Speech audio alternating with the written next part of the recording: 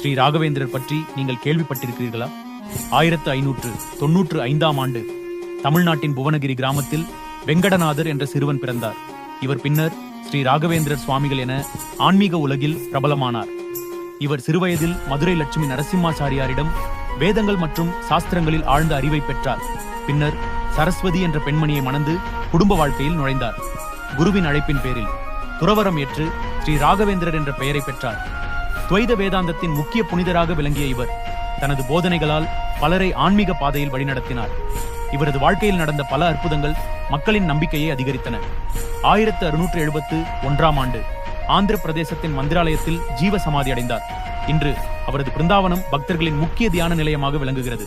ஸ்ரீ ராகவேந்திர சுவாமிகளின் வாழ்க்கை பக்தி மற்றும் தியாகத்தின் உயரிய எடுத்துக்காட்டாகும். அவரது ஆசீர்வாதம் இன்றும் பக்தர்களை வழிநடத்துகிறது. மேலும் இது போன்ற வீடியோக்களுக்கு சப்ஸ்கிரைப் செய்யுங்கள்.